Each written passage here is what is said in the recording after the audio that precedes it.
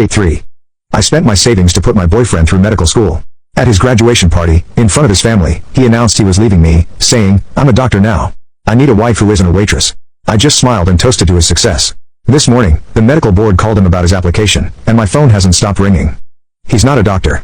He's just a guy with a six-figure student loan debt and a worthless piece of paper hanging on his wall. After blocking Alex and listening to his mom's tearful voicemails, I did something for myself.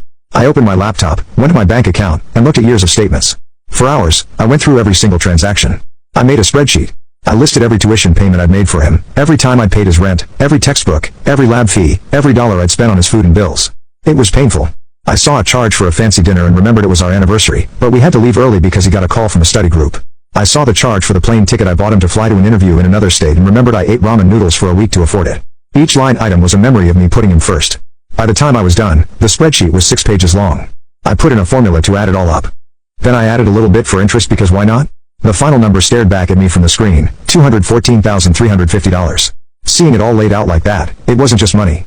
It was my life, my 20s, my own dreams, deferred and denied, all in a single cell on a spreadsheet.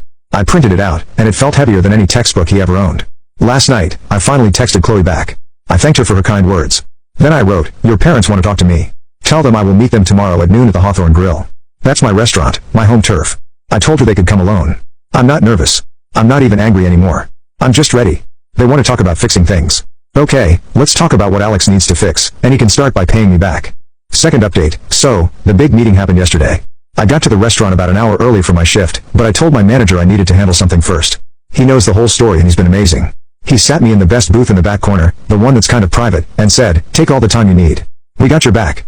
A few of the other waitresses gave me these little thumbs up as they walked by. It felt good not to be alone in this. I sat there with my folder of evidence and the info sitting on the table next to me, and I just drank a coffee and waited. For the first time, I felt like I was the one in control. His parents showed up exactly at noon. Robert, the dad, was holding the door open for Eleanor, the mom, and they both had these grim, serious looks on their faces. They looked like they were walking into a legal deposition, not a restaurant. They sat down across from me, and Eleanor immediately tried to put on this warm motherly face, but her eyes were all wrong.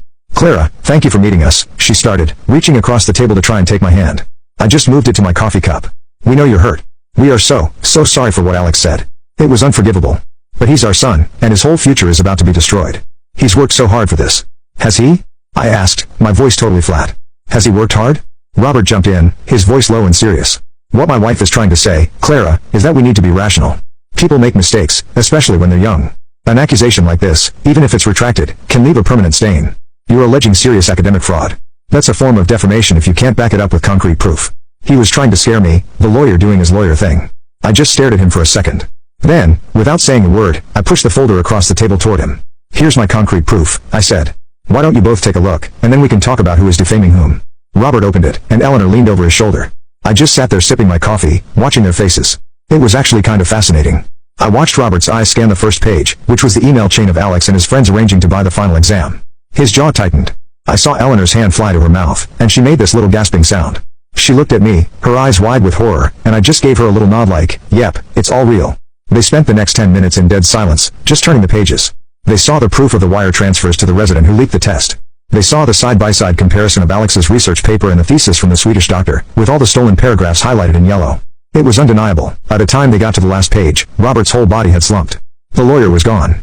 He just looked like a defeated old man. I didn't know," Eleanor whispered, her voice cracking. "I had no idea." "Well, now you do," I said.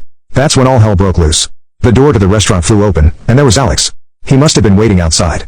He looked like a mess. His clothes were wrinkled. His eyes were bloodshot, and he looked like he hadn't slept in days. He spotted us in the back and stomped over, his face all twisted with rage. "What are you doing?"